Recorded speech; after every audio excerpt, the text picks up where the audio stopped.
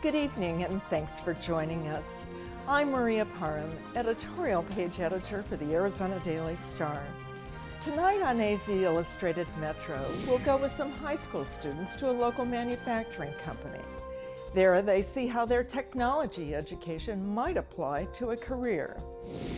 Then we'll look into the City Council's debate about raising bus fares and changing some bus routes. We'll also go inside Tucson's only Level 1 Trauma Center at University of Arizona Medical Center. Finally, we'll ask how a new funding model could improve social services in Pima County. But first, a look at today's top stories. Arizona Governor Jan Brewer today vetoed the Religious Freedom Restoration Act. Brewer made the announcement at a crowded news conference at her office at the state capitol. She said she rejected the bill because it has the potential to create more problems than it will solve.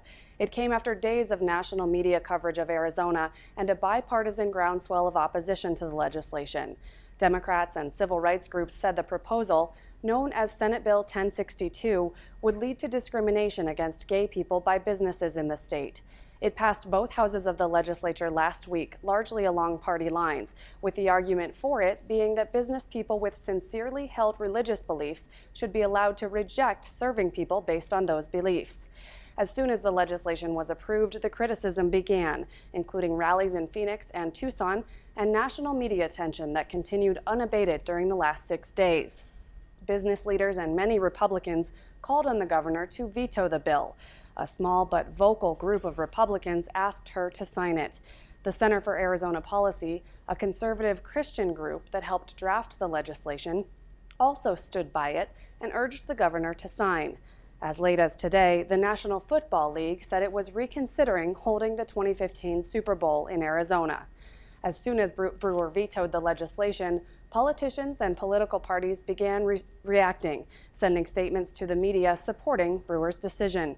And that's a look at the top story in the state tonight.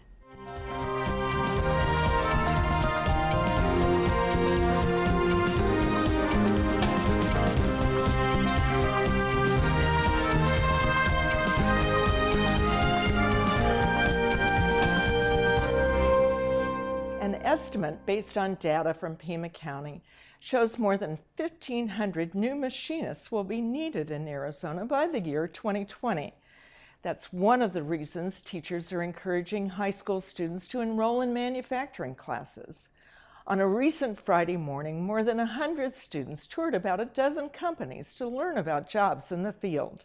Fernanda Chavarri brings us this story. These teens are students from Desert View High School. They're enrolled in Sunnyside's Joint Technical Education District, commonly known as JTED. They're on a field trip taking a tour of American Turbo Systems. Well, welcome to American Turbo Systems. It's glad to have you guys here. We're going to do some demos and take you guys on a tour. We're actually going to run a turbine engine, so you'll see that running back in our test cell. They're showing us the machining, how parts are reused from airplanes, how they test them, how they're used, how they're fixed, the damages, how they check up on them, all sorts. David is one of dozens of students in Pima County taking JTED classes. Those include precision manufacturing, engineering, welding technology, and machining. This particular part is a lube pump assembly, which is Just last year, I decided my classes, and this class was available, and it was something my grandfather did, and I really liked it, so I said, oh, well, I'll try it, and it was like, now it's my favorite class. Experts say there are plenty of jobs in the aerospace industry. That's why in recent years there has been a push to get students interested in STEM fields: science, technology, engineering, and math. We struggle finding people with the skill set we need. But we hire kids like that and train them. We're more than willing to bring them in. Most of the people that work here came with no experience. You know, you got to reach in here like this. I'll show you. And you got to reach in with your gloves. American Turbo Systems has been in Tucson since 1992. It was started by my father. It was founded with a contract to build air cycle air conditioners. I did this for 25 years, welding. that will control how much fuel is going into the fuel control. Today's event was very important in exposing them to the opportunities and giving them a look in the real world of what there is they can do. I'd like you guys to put in your earplugs. More than 100 students are taking a tour this morning. In this group of 13 teens, 6 are girls. And like this group, there are starting to be more girls in JTED classes, but the gender disparity remains. In the manufacturing class with all the machining, I'm the only girl.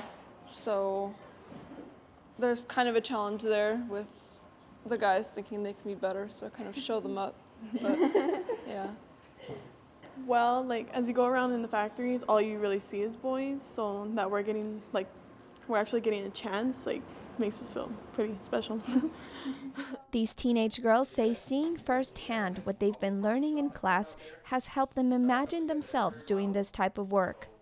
My favorite part was actually looking at the blueprints that they had, because it kind of showed me more how my class in drafting design goes into this field. I think that the favorite moment for me was for them to see all the parts come together in the form of a turbine engine and start that turbine and see it run.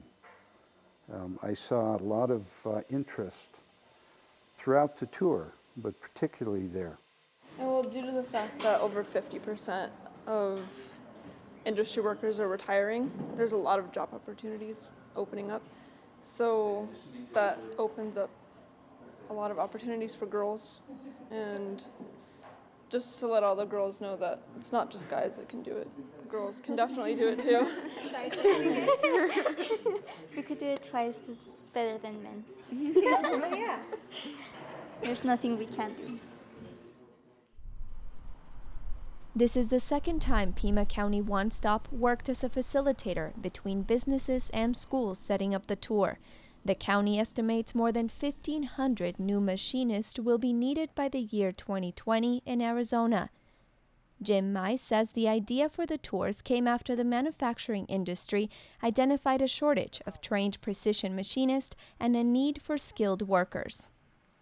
You might think of machining and you might think of manufacturing as kind of low skilled. You try to run a machine that's $1 million machine, you've got to know math, you've got to know, science, you've got to know that kind of stuff. So the STEM, we're very much into the STEM educational programs, and we're recognizing that machinists of tomorrow are going to have to go in pretty quickly when they hit the ground, knowing more than maybe a machinist had to know 30 years ago when they were starting in the trade. I learned that a lot of work goes into repairing one part. And a lot of parts have to be pretty precise. They're telling us how little of a difference of a fraction each part has to be. Typical cleaning methods that we have, and they're all in the manuals. It tells you step by step in the manual of how you clean the parts. You build one part, or you help design one part, and then other people come together and build a different part, and it's kind of like everyone's working together, and I kind of like that. It's like everyone around the city or world is working together to build one part. Mm-hmm. It's kind of a way to get us all together, bring us together. Talking to several of them at the end of the tour, I was very gratified to hear that they were extremely interested and they appreciated this opportunity to see what they saw. Last week, the Tucson City Council decided to ask for public feedback on a proposal to raise bus fares and change some bus routes. Joining me in the studio now to discuss the decision and what's next is Councilman Paul Cunningham. Councilman, thanks for being here today. Thanks for having me. There are really 3 issues on the table here. There's raising bus fares, there's changing some routes, and then there's the redevelopment of the Ronstadt Transit Center. Let's start then with raising bus fares. What's on the table right now? What's been decided so far? All we're doing right now is putting it out for public comment just to have a discussion about what kind of fare restructuring could happen. There's 4 different proposals. Quite frankly, I'm not crazy about any of them. I think some type of hybrid off the 4 existing proposals may have to materialize if it's going to get any traction, but at the same time, no one really wants to raise bus fares. It's the last thing you want to do. You don't wake up in the morning and say, hey, let's raise some bus fares today. You're affecting one of the most vulnerable parts of the population. You're basically sticking it to poor people who rely on the bus for their main part of transportation. So you just want to get it to as the minimal amount possible to when you do any type of fare increase. So give us an idea of what kind of fare increases are being talked about. Well, we have 4 different fares. So we have monthly fares and daily fares, and the discussion is whether to raise daily fares, monthly fares, all of them a little bit. Then we also have low-income fares, and should we raise that and not the regular fare? So all 4 proposals have different nuances in them. I can say that raising the monthly fare more than 10 or 20%, or any of the fares really, more than 10 or 20% in 1 year is probably irresponsible. So we have to do something that's going to phase the fares in, and the increases would be nuanced and stepped.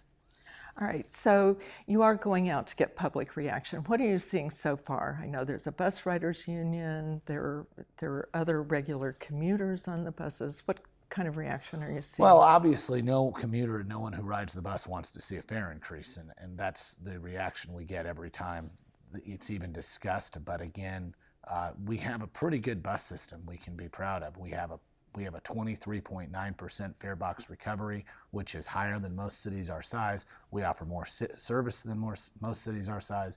So the transit system is doing okay. The biggest issue we have is we're the only city in the Western United States that has a low income fare, which is actually a good service to offer, but we've really got to work on getting that last piece of it so we can get to that goal of 25% fare box recovery. On the other side, we cannot, at any circumstances, cut service more at all, because when you cut service, you lose riders and you never get them back. The city of Tucson has not increased service since the 70s. And how many riders a day does the bus service have on average? Roughly between 25 and 30,000. Our average capture per ride is about $1. That doesn't include transfers. We don't have a cash transfer system. We have a new smart card system where you can load your card up online or at different kiosks. And that smart card system hasn't really been implemented all the way yet. And so when you're discussing a fare increase, you want all your systems to be in place. Also throwing a kind of a monkey wrench in the whole discussion is how the streetcar is going to interact with the bus system when it comes online. So all these are factors in the discussion. So along with the streetcar system, then you're going to be cutting some routes just because the streetcar will take over those routes. But some other proposals are in the works for changing routes. Well, tell us a little bit about that. Well, we had a unanimous decision on that. It's going to save us about $2.4 million in actualized savings over this year. And part of the savings is where the bus route and the streetcar route overlap. We're going to discontinue that bus route, or make it much less interval, which makes sense. The other piece is we have some routes that are very underutilized, where you have one person riding the bus an hour on average, and we keep track of those statistics. And when you have statistics like that, then you can pool those resources into other things. And so we expect a good savings. There's also some administrative savings that SunTrain believes it can actualize to the tune of another $1 million or so, roughly. And what's the goal number that you're trying to get to in reductions on the cost of public transportation? The manager's office has put that number at roughly $6 million. It's actually 5.8 or 5.6, depending on how you want to slice it. But to keep the transit investment at flat at about between $40 and $41 million over this next fiscal year. So we're looking at $5.5 to $6 million that we want to get to. As I said, we have 2.4 that we've already approved, and there's another $1 million in there that we think we can squeeze out without raising fares. So the last $1 million, there's another $1.5 million to go, and some of that can be actualized through advertising revenue and some other efficiencies. But in the end, if we may be given a decision to cut service or raise bus fares, and I will not vote to cut service. Now, the last thing on the agenda then is the redevelopment of the Ronstadt Transit Center downtown, which affects so many people because it's a major hub. of transfers and getting into the downtown area. In the 45 seconds or so that we have left, tell us where that stands. Well, Tucson needs to see this as an opportunity. This is an amazing chance for Tucson to build something great downtown. But at the same time, when we get into these collaborative efforts, they tend to take forever, and the planning process gets drawn out. And we want to be wary of that. We want to be efficient and make sure that we're going to have a tremendous, let's just make sure the end product is the best we can have, and it's done in a time like that basis. We can't drag it on forever and ever. Councilman Paul Cunningham, thanks so much for being here today. Thanks for having me.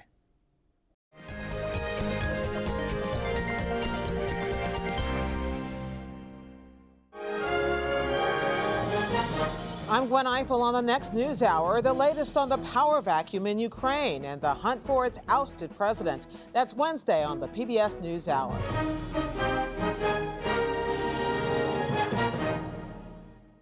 What's filmed in every movie scene but never seen by audiences? I'm Susan Stamberg. For my yearly reports on odd movie jobs, we'll hear about this vital movie element. The clapper, the slate board, the sticks, lots of names for it in Hollywood. But what's it for? Answers on the next morning edition from NPR News. Patients with traumatic injuries have a significantly better chance of survival if they are treated at a Level 1 trauma center. The designation means the facility offers the most comprehensive care available. The University of Arizona Medical Center has the only one in all of Southern Arizona. Tom Klesby takes us behind the scenes of trauma care in a preview of a new AZPM documentary.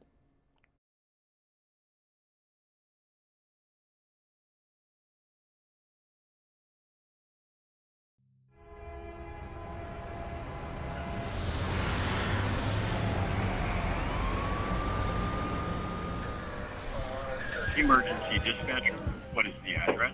Hello, ma'am. Are you there with him? I'm right here, yeah. Okay. If you have a dental ready, go ahead and use a clean, dry cloth or towel and place it on the wound. Okay. And is he awake? No. Is he breathing? Is that a test unit? The dispatcher can pick up pretty quickly on the fact that it's a trauma call and the severity of the call. A rollover accident, for instance, a shooting, something along those lines. As soon as we hear some key words, boom, a determination is made and the help is on the way. Hold on. Hey, Delilah, Okay, ma'am. so you need a medic. I'm going to give you some instructions, okay? We're going to start some chest compressions right now, okay?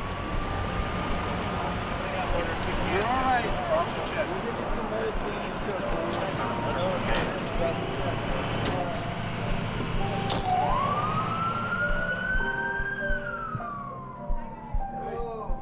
Zane, 18-year-old male involved in a motorcycle accident. I didn't know if we were going to get to see him again because they were really honest about the fact that he might not survive surgery. They did a procedure to get access again. She complained of feeling dizzy or not feeling well. Kind of went out on him. They gave her a lift. All right, you guys, continue compressions. Let's verify the airway. When was the last echo? Kids, those are always hard, and we see too many of them. Oh, you're okay. It's about a 20-minute drive, from UMC to here, so that's kind of like my debriefing, decompression time.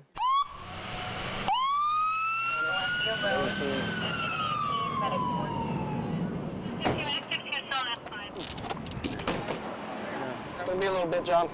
Fire rescue AP, let's transport. We'll just walk him over there. Other than that, it was just her ear that was hurting right now.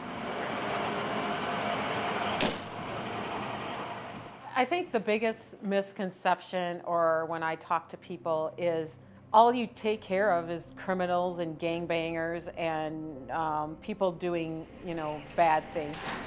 And I think they forget about really who are trauma patients and who make them up. They could be your brother, your sister, your mother, your father. She kind of started going out on her. What did she just get? A little confused, but Why don't you give another one? You want to start? we got quarters here, guys. Let's go over there. We estimate that we spend about 20 to 25 million a year on what we call trauma readiness costs, which are the costs of having the physicians, the trained nurses, and all of the infrastructure here on site 24 hours a day, 7 days a week. That $20 to $25 million number, it doesn't include the cost of all the care that's provided to the patient once they're here. I don't see anything. He's got a big heart though. Yeah. You can't get a person here fast enough. And we found the best results overall is when you have the trauma specialist in the hospital that's equipped to take care of those types of injuries, waiting for you 24/7.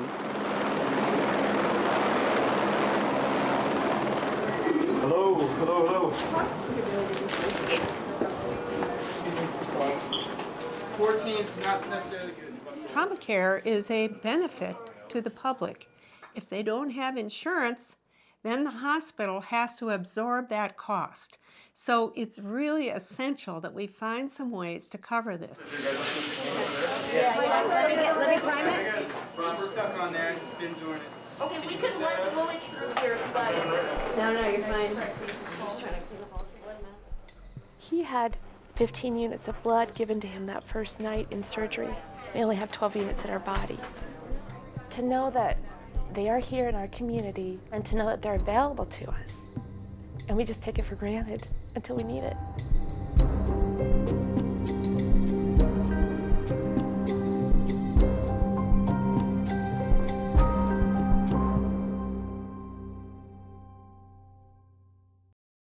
An hour-long documentary about trauma treatment at the University of Arizona Medical Center airs tonight here on KUAT Channel 6 at 8 p.m.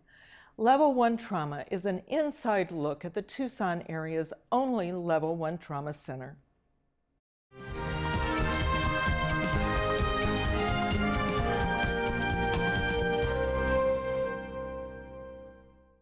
Funding for nonprofit social services largely comes from local government budgets and individual donors, but that leaves a question of accountability for the services the nonprofit organizations provide. Pima County Administrator Chuck Huckelberry is proposing a new funding model called Social Impact Bonds. Andrea Kelly sat down with him to find out more. Thanks for making the time to come in. I just want to start by asking you, what are social impact bonds? Well, social impact bonds first aren't any bond at all. What it is a concept of a program. It's also called in various locations Pay for Success. And it's really looking at social investments or investments in programs that have outcomes mostly in the social service area. Trying to save money in other expenditure areas of either local government or state government, and assigning some real what we call accountability standards to those investments that are made either by the local government, state government, or in the new concept of bonds, it's really an investment by others in the private sector who may or may not receive a return on investment depending upon the outcomes of the program. So how do you take a social program and switch the funding mechanism so an individual would donate and also build in accountability? How does it work? Well, typically, I think some of the first investors will be existing philanthropic organizations who now just basically donate money. But if they could make their money stretch further, they would probably look at doing that. We have all sorts of examples, even in local government and county government. For example, we operate the jail or the detention facility. It costs us $57 million a year. Half of those people are on some type of behavioral health medication. And in their return to the jail, some of them have been in and out of that system 20 and 30 times a year. And it's simply because they aren't receiving adequate medical health services on the outside. If we could alter that outcome, we could save significant amount of money for the county and improve the actual livelihood of those particular individuals. Let's expand on that example. How could you alter that program so that there would be a better outcome for the people and the private investors who'd be giving money for it? Mostly what we find is that these individuals are on medications and sometimes they don't have health insurance. Therefore, they can't get access to their medications when they're not in jail. If we could somehow get them enrolled in a healthcare program and get them their medications, they may be stable and be productive citizens who are tax paying rather than consuming county resources in our adult detention center. So in this example, you would bring in outside nonprofit agencies to work on that health insurance enrollment? Yes, you would bring in a group of individuals and say you get compensated so many dollars for every individual you enroll in the healthcare program. In addition, we want to track those particular individuals to ensure that they are successful in enrollment, they are successful in getting their medications, and they're successful in not coming back to the jail. And the reward is only if those individuals don't come back to the jail. Typically in the past, we just measure whether or not they enrolled in health care, not that longer term impact of whether they actually came back to the adult detention center. How do you then make a return on investment for the investors? Well, you set the standards going in, and you basically make sure they understand there has to be very measurable outcomes and benefits to the program, because if there aren't, the investors shouldn't get their money back. And so we establish those set of goals and outcomes, and if they exceed those goals, perhaps we talk about returning 1% on investment or even 2%. It just varies by program, but it's a manner in which we can actually instill accountability in social programming. Okay, so just to make sure we've got this all straight, a private investor could give money to a nonprofit agency to carry out a goal such as reducing recidivism in the jail by improving mental health treatment or getting health insurance. Then, if that is successful through measurable outcomes or measuring outcomes, then some of the county budget for the jail could go back to the investor? Yes, it cost us about $90 a day to hold somebody in our detention facility. And so, that turns out to be about $40,000 a year. And so if we could save several $1 million by not housing those individuals in our detention facility, that would be money that we would look at investing or rewarding an investor in a successful program, such that the taxpayers receive most of the benefits, but that investor also can look forward to perhaps a return on investment of 2%, which to many philanthropic organizations is something that's very desirable. Who manages all of this? It's managed ultimately by the county. It's typically those who hold the purse strings, but its measurement has to be by an independent third party so that we get true measurable outcomes that actually provide benefits. We've got about 30 seconds left, but what would be the timetable to get this done? You've proposed it. My guess is it's going to take about 24 months for the first programs to begin. We're going to look at issuing an RFP for a lot of what we call think tanks to come in and talk about, well, what parts of county programming cost are eligible for this particular program and how can it be implemented. Great. Chuck Huckelberry, County Administrator, thanks for coming in to explain it. Thank you, Andrea. That's our show. To keep up with the latest news and watch the segments from this and other editions of AZ Illustrated, go to our website, news.azpm.org. I'm Maria Parham. Thanks for watching.